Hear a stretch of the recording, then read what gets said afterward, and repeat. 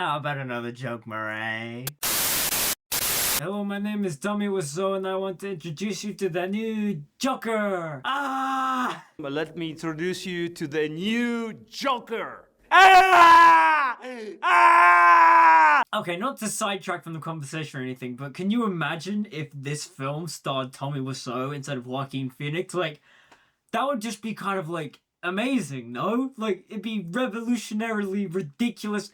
I think it'd be so good. Like, if you were to get a real-life star-studded celebrity to play the Joker, specifically this kind of, like, more realistic take on the Joker, Tommy Wiseau, like, that's kind of it. It's kind of genius when you think about it.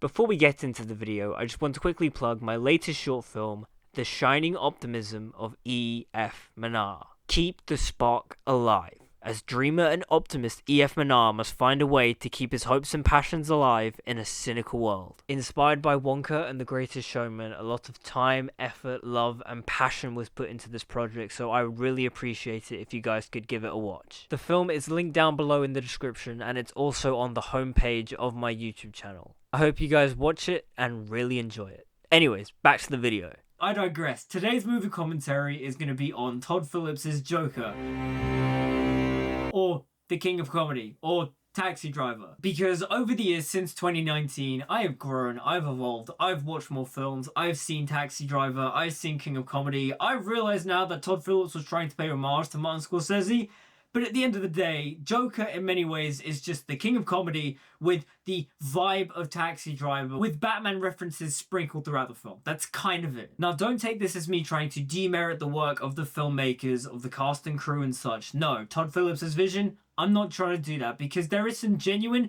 fantastic artistic direction in Joker. Whether it be from Todd Phillips as the director, or from Lawrence Sher, the cinematographer, or the set designer. Genuinely, there is a lot of really good stuff in this film. But when it comes to the narrative, it is just the king of comedy. And when I was 19 years old, I hadn't seen those films. Now that I'm 24, I have seen those films. I'm a different person. I'm a new person. And all the things at the time I thought was really thematic and compelling, it's all taken from Martin Scorsese's films. I'm not joking when I say that this film is just the king of comedy, because it is. The plotline of King of Comedy is Joker, except for the character in this film, the character of Arthur Fleck, is not the same as Rupert Pupkin. Rupert Pupkin, whilst he is unhinged and does do unhinged things in that film, is not the sadistic, dark, twisted psychopath that Arthur Fleck is in this film. And I wouldn't even necessarily say that Arthur Fleck is Travis Bickle, because he is, but he isn't. He is his own unique thing. That's what I mean by the film is very much a King of Comedy Taxi Driver hybrid, but there is also something different in it. There is something new. You cannot take away Joaquin Phoenix's work that he put into the character of Arthur Fleck, because his work in this film is amazing. And if I remember correctly, this was the year that Joaquin Phoenix won over Adam Driver for Marriage Story. And the thing is that whilst I think Adam Driver does a phenomenal job in Marriage Story, I get why Joaquin won the Oscar for this. Anyway, there's a lot of preamble to this video because, yes, I just want to say that throughout the years, this is not the masterpiece I used to think it was. When I was 19, I loved this film. Now, I think it's good, but, like, it's kind of diminished in my eyes. Like, because I have seen Taxi Driver and King of Comedy, I now know, oh, this is like an homage ripoff of it. Like, it's got its own things, but it's not as brilliant as I once thought it was. But before we get into the video, don't forget to like, comment, subscribe, follow me on social media. It's all down in the description. Follow me specifically on Instagram and TikTok. And yeah, without further ado, let's get into Joker. I don't know why I'm doing that. He doesn't even do that in the film. God damn you, Tommy Wiseau. I love him. Okay, right off the bat, this opening shot is phenomenal. The slow dolly on an Arthur as he's trying to smile and force himself to smile. It's amazing. The fact that the shape of the mirror and all the posters and all the pictures around it form the shape of Batman's eyes, incredible. The lighting, the atmosphere, it's all just mwah. Lawrence Sher's cinematography is phenomenal in this film. And again, Joaquin Phoenix's performance is genuinely amazing. Like, there's a lot of talk about this film about how, like, he was such a diva and he'd always, like, run off set. During some of the hardest scenes, he'd walk off set and then take half an hour to come back and stuff. Like, the thing is, I get it, but at the same time too, when you look at it from an acting perspective, he's trying to stay in character. And to do the things that you as an actor have to do to play the character of Arthur Fleck, I get it completely. Like, to play this character, it's hard. It's emotionally demanding. I get why sometimes you would be like, the scene's not working, I'm gonna walk off, give me a few minutes, and I'll come back. I do think the story was a bit sensationalized, but the thing is, when you look at his performance and you see the end result, you get why. You get why it took all the effort to get this, because it's phenomenal. And again, although I complain about the writing for this film being like a rip-off homage to Taxi Driver and King of Comedy, you can't deny Todd Phillips' artistry, Lauren Scher's cinematography, this slow dollying of Arthur as he's like crying on the ground, the shallow depth of field mixed in with Hilda... Hold on, I'm gonna Google this. Hilda Guanadotir... I'm butchering it completely, but her score for this film is incredible. And again, going back to Joaquin's performance, like, you see this scene of him laughing and it hurts him. He's laughing so hard, but it physically hurts him. It's genuinely phenomenal acting. Like, seriously, try it now. Try to, like, laugh with the intensity that he's doing. Just like...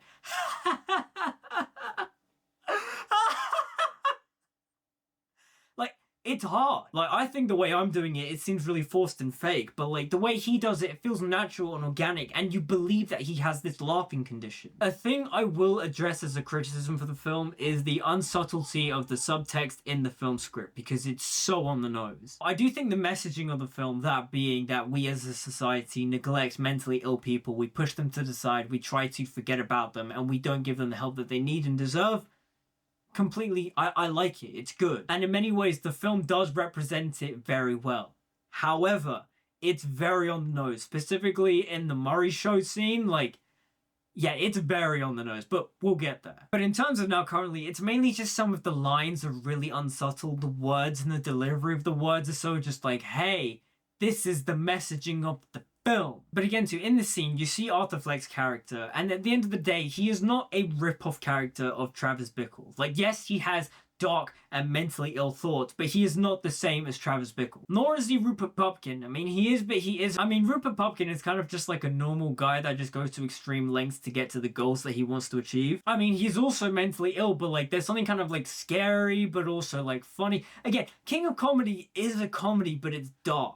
And the thing is with that film is that Rupert Pupkin is like a normal guy, which is what makes him scary. But again, going back to Arthur Fleck, he is not those characters. He is his own sadistic, messed up, mentally ill, tortured character. It's something that I feel like Joaquin and Todd Phillips really realized with this character, is that Arthur Fleck is his own person. And a little later on, we'll talk about whether or not I think that Joaquin's Joker is a good interpretation of the comic book character, because I'm a little mixed on it, but I think for the most part, he is quite good. I do like this scene quite a bit, because not only does it kind of hammer home the cynical nature of society and how people tend to just quite rude sometimes. Like, Arthur was just trying to make the kid smile, do something he thinks is good. He wants to entertain the kid and such, but the mom's just like, oh, stop bothering my kid. Like, on the one hand, I get the mother completely, because yes, stranger danger. But also on the other hand too, she could have handled it a little bit differently. But I think that's what the film was trying to say. It's like the people of Gotham are different to, you know, regular society. But then I do think a really great moment in this scene is when Arthur starts uncontrollably laughing. He hands her the ticket saying, I have a laughing condition. And you see like the pity on her face of just like, oh, my bad. Like, I feel like I kind of treated him a bit too harshly. It's a good character moment. I quite like that. Again, the lighting, the colors, the cinematography of this film is just mwah. And the visual ideas of this film, the idea of Arthur Fleck climbing up these stairs, the visual imagery of Arthur Fleck climbing these stairs, the laboriousness, the effort it takes for him to do this every day. It's brilliant directing. Now, this whole sequence between Arthur and his mother and then watching the Murray show and such, this is just the King of Comedy. And what makes the King of Comedy comparison, rip-off, homage, whatever you want to call it, what makes it really on the nose is the fact that is Robert De Niro also playing Murray. Like, so on the nose, like, oh yeah, let's just get the guy that played Rupert Pupkin to play Murray. Like, oh wow. I don't know, it just feels very on the nose. A good comparison I can quickly come up with is, for example, in the new Wonka film with Timothée Chalamet, they didn't get Johnny Depp to play a character in that film. Like, that would just be way too on the nose. I take good care of my mother. She says I was put here to spread joy and laughter. See, everything Arthur is saying in the scene is really sweet and really nice. And Joaquin does play like a very good childish innocence about him, but then also too, the way the character is designed, he looks scary, he looks off-putting, which I do quite like. Because I think it allows for multiple interpretations of the scene. Like, is this a sad scene? Is this a cute scene? Is this a happy scene? And I think a lot of that can stem from audiences' interpretation. Like, I think it is a very innocent and sweet scene, but also too, it is unnerving because he's having this daydream and almost kind of like treating it like it's real. But then also this dream scenario comes back later on in the film when he's actually on the Murray show and like, you know, Murray is making fun of him. He brought him on the show to make fun of him. This moment is kind of bittersweet and I actually think it's quite good for the film. This building is so awful, isn't it? I also didn't realize this before, but the casting of Zazie Beetz as Joker's love interest is interesting after seeing King of Comedy, because when you watch King of Comedy, Rupert Pupkin's love interest is a black woman. And in Joker, they cast Zazie Beetz, who is a black woman. And it's something we kind of go, okay, yeah, they really were looking at King of Comedy when they made this film. Right, Mom? Taxi Driver reference is obvious. Hey, Arthur. You're a really good dancer. Again, this scene with Arthur and the gun and him just kind of like dancing around and then shooting the wall and such. Like, that's showing him as a person. Like, he is messed up. He is tortured. He is mentally ill. He also isn't the same as Rupert Pupkin or Travis Bickle. Like, Joaquin and Todd Phillips really did develop a character with Arthur Fleck. Now, the scene where he stalks Zazie Beetz' character is kind of obvious. Like, yes, he is being obsessive and creepy and weird, but a character scene that I really do like is him at the comedy club and him laughing at all the wrong moments. Something I'll address once I have tenure. But It really paints a picture of his character and his sense of humor and why at the end of the day he isn't a successful comedian. He can't understand people's sense of humor. Do stand-up comedy? You should maybe come see a show sometime. One of the biggest twists of this film is the fact that Zazie Beetz' character is, I mean, she's a real person, but like her relationship with Arthur Fleck is not real. He imagined the whole thing. It's really interesting when you watch it, but also it's really creepy and weird. And like when you like watch the film, it makes a lot of sense as to why he's really romanticizing and glorifying these scenes. In many ways, he's experiencing the idea of limerence, which is the idea of you like faking a romantic scenario in your head. The way this relationship and dynamic plays out on screen, it's really effective and makes for a good twist. You know what, in terms of dark humor, this is pretty funny. Like, if in a real life situation this was to happen, it'd be absolutely terrifying. But because it's a film and such, it's funny. But then also, you've got to raise the question of, Arthur, where were you keeping this gun? Like, why did you not put it in somewhere secure, like your locker? Or why did you not, like, keep it somewhere that it wouldn't fall out? So the scene where Arthur kills the guys on the train, the Wall Street guys, it's interesting because at the end of the day, you watch him, he's watching these men harass this woman, but he doesn't really do anything. And the only reason why the men turn on him is because he starts laughing because of his condition. And then they start harassing him, and then they start beating him up. But then it all builds to the point where Arthur unleashes his rage and he kills the Wall Street guys, and you see his psychosis. You know, he's really savoring the moment with the last Wall Street guy. He's watching him crawl up the stairs wounded, and then he just unloads his gun. And character-wise, an interesting thing that I found is that the way Arthur sometimes deals with his uncontrollable rage is to dance. There's something in his character's core that is meant to be theatrical, a showman if you will. He truly does believe that he was put on this earth to be an entertainer of some sort to some people. But this act of vigilante justice can be seen by some audience members as them like over-glorifying this incel-like character, and I can't argue to that. It's an interpretation of this film that you can totally see. What kind of coward would do something that cold-blooded? So the funny thing about Brett Cullen as Thomas Wayne is the fact that whenever I see him in this film, I think he's Alec Baldwin, but it's not Alec Baldwin. If I remember correctly, when this film was announced, I think Alec Baldwin was in talks to play Thomas Wayne. But then Brett Cullen shows up and he's Thomas Wayne, and I'm like, wait, that's not Alec Baldwin, but he kind of looks like him. But no, when you look at Brett Cullen as Thomas Wayne, you look at him and you go, yeah, that is Thomas Wayne. That is the father of Batman. So props to the casting department there. Like, he's a really solid casting choice for Thomas Wayne. Some of the best bits of direction in this film are all to do with perspective. I really like the way Todd Phillips plays with our view of Arthur Fleck in this scene. You know, he's absolutely failing this set. No one is laughing. No, I won't, Ma. I'm gonna be a comedian. But then out of the blue, we hear this sound effect of the audiences cheering and clapping Arthur along. But then you as an audience member go, wait, that doesn't make any sense. He's absolutely failing this set. Like, what's going on here? The way the film plays with perspective is really well done, and it all pays off with the Zazie Beetz reveal later on. And then we get to the point in the film where Arthur Fleck thinks that Thomas Wayne is his father because his mother keeps talking about how Thomas Wayne is his father. And I think as an Elseworlds concept of the Batman and Joker being half brothers, I think it's a fantastic idea. I like the way the film plays with it, him showing up to the house, talking and interacting with Bruce. Though, I won't lie, it is a little bit of a weird scene, like I wish there was a bit more. Like, he just goes to the house and like plays clown with Bruce, and that's kind of it. And I wish there was like a little bit more where like he was saying some really like manipulative or vindictive things about Thomas Wayne or something. But as an idea that Bruce Wayne and the Joker are related in some way, shape or form, I think it's fascinating. And then I think the scene is interrupted by a really funny moment, which is just bearded Alfred. Like, what's Alfred? Huh? Bearded Alfred? That doesn't make any sense. I like my Alfred with a moustache or clean shaven. That's like a nitpick I have with the Batman, where they cast Andy Serkis and they gave him a beard. I'm like, no, Matt Reeves, give him a moustache, you coward. There are some really funny visual jokes in this film. Like, that's funny. I forgot to punch out. I really like this moment where Arthur is watching the Murray show and you see Murray just absolutely roast him on live TV, and his entire worldview on Murray shifts. He goes, wait, this was my hero, now he's making fun of me on like live TV, what's going on here? You see that change in Arthur where now you see his hero become his greatest enemy. I think that's a really fascinating and interesting perspective. It feels natural and organic for him to turn on Murray, especially when he's invited on the show and he's put in the same room. I just think that the film sets up that idea really well. I really like the scene between Arthur and Thomas. Again, Joaquin's performance is so good, but then also too, Thomas is being reasonable and sound, and granted, yes, he is dismissing him because he is, you know, up and tight and rich and all that kind of stuff. But at the same time too, Arthur is being crazy, he's being a stalker. Yet at the same time, he's also bringing up a valid point that Thomas is not treating him with compassion, he's being very rude. But then at the same time too, Arthur is delusional. I think the dynamic of the scene is really well portrayed on screen. You know, I love the colors of the scene, the orange and the blue, it's really striking, but why is he going in the fridge? Is he overheating?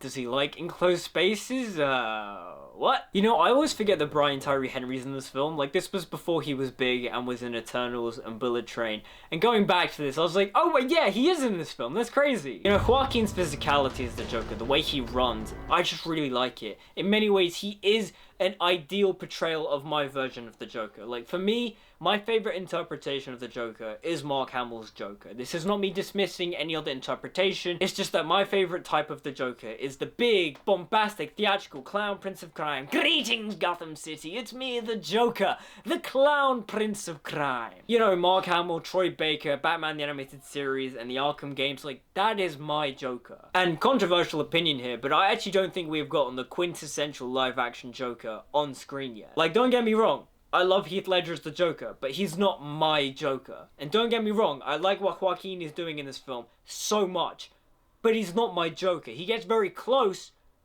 but he's not there. A lot of that has to do with the universe that he's in, a lot of it has to do with the realistic grounded storytelling, the character of Arthur Fleck and such. But I just want comic book Joker brought to the big screen that's big, bombastic, theatrical, as a showman. I don't think we're gonna get it with the Matt Reeves verse, because Matt Reeves is going more grounded and dark and gritty, and I wasn't a massive fan of Barry Keoghan's portrayal in The Batman. Who knows, in different installments they'll reinvent the character and they'll make him more comic booky, but I very much doubt it. I'm just hoping that down the line we get big, bombastic comic book Joker, and we haven't gotten that yet. So that being said, I do think Heath Ledger is the closest to what I want. Like, if you merge Joaquin and Heath Ledger together, that's like the perfect Joker to me. And I do think the way the film paces Arthur's character arc, of him kind of having his one bad day, finding out that his mother was lying, saying that Thomas Wayne was his father, he's actually adopted and she abused him. The reveal that Zazie Beetz and his relationship with Zazie Beetz was all in his imagination.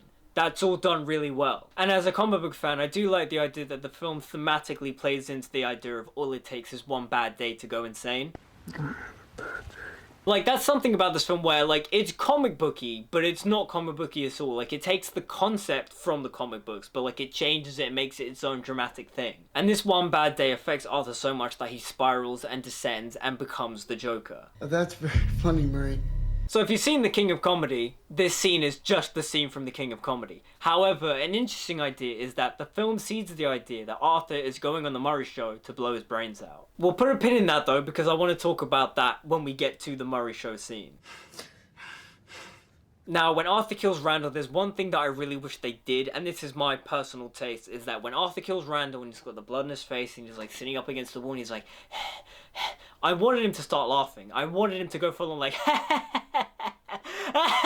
and I would not make a good Joker. God damn, I cannot do the laugh. Like, the imagery is fantastic, like his all white face and the blood splatter all over it, it's great. I just wanted him to like fully let out a malicious, you know, really savoring kind of laugh of just like, yeah, I killed this guy and I loved it. And again, as much as I've gone on about this film being a knockoff of Taxi Driver and The King of Comedy and such, again, that's not me trying to take away from Todd Phillips' directorial vision, because the way he directs certain scenes are incredible. The staircase scene is iconic. I love the music choice, and also I love the way that the music fades out and we get the score as everything slows down and we get Hilda's score come in. It's amazing. The transition is so ominous, just, it's so good.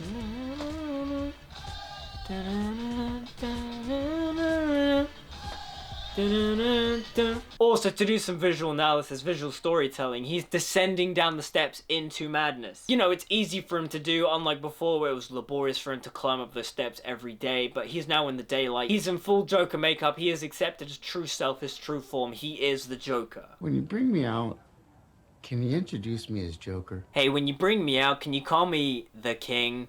Again, King of Comedy reference is obvious. It looks like he's got a lot of problems. Again, the cinematography is absolutely stunning. The colors, the composition, the lighting, just mwah. Lauren Sher, just take a bow. Incredible work. Now, as I mentioned before, Joaquin is getting very close to the type of Joker I want to see in live action. So where he's big, bold, and theatrical. Like him walking onto the stage and kissing the lady, like, that's funny. That's what my version of the Joker would do. Like, you can tell there's no passion behind the kiss. He just does it because it's weird and awkward. This is the best scene in the film, by the way. I love the way it's paced, the way you can see Arthur slowly transition from the mindset of, I'm coming on the show to blow my brains out, to him realizing that Murray and his guests are making fun of him. And when he realizes that, all of his hatred and anger is directed towards Murray, where he's just like, oh, you don't care about me. You just brought me on here to make fun of me. You're awful. That being said, though, the dialogue gets a bit too on the nose. There is no subtext, it's just text. That we won't werewolf and go wild! I don't know how I feel about that line. It's kind of like,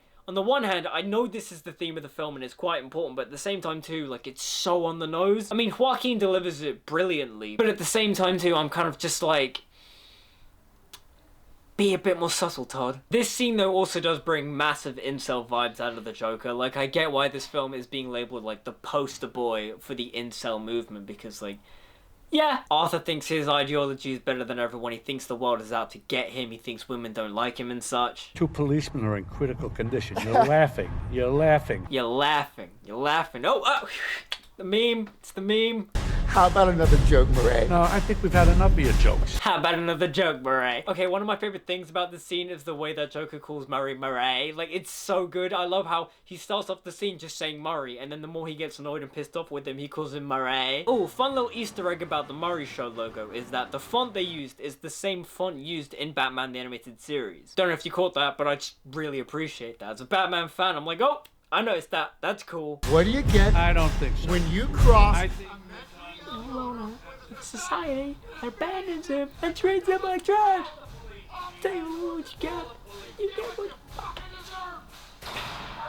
I love the score for the scene. I love the like cymbals and the banging, the pa pa pa pa in the score. It's so tense. It like gets you in your bones and you're like, God damn, this score is amazing. Always remember, that's...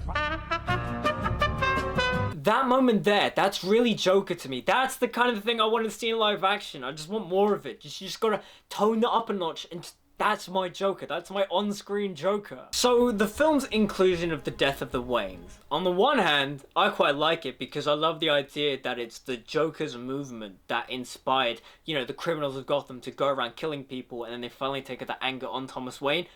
I quite like that. But on the other hand, did we need to see the death of the Waynes on screen again?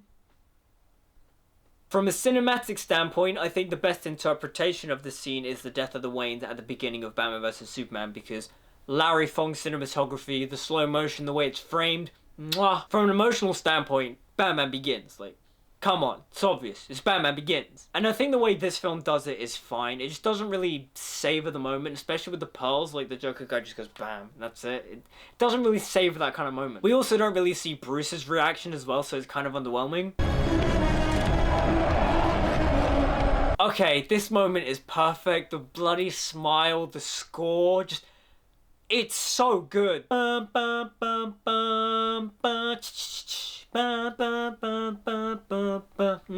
It's incredible. The imagery of the bloody smile as well, and just the cinematography is just... it's so good. Like, again, there is artistic merit to this film.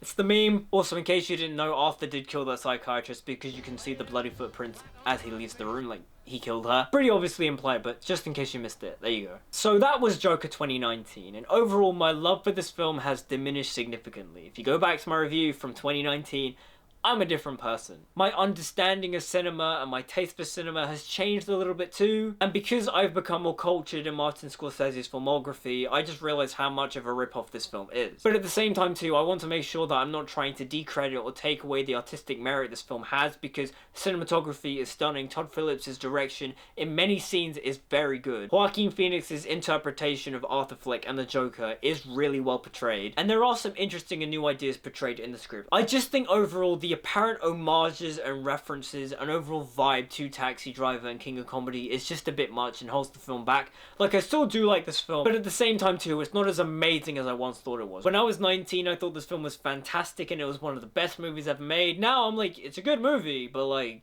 there's a lot of this film that is just, you know, ripped off from other great films. But I'm curious to see what Joker 2, Joker Folie à Deux will bring, because who knows? It'll be interesting regardless of whether or not it's good or not. But those are just my thoughts on the first Joker film. What do you guys think about it? Let me know in the comments down below. Like, comment, subscribe, follow me on social media, all the good stuff. Until we meet again, see you guys next time. I'm the Joker, baby! And remember, folks, that's life!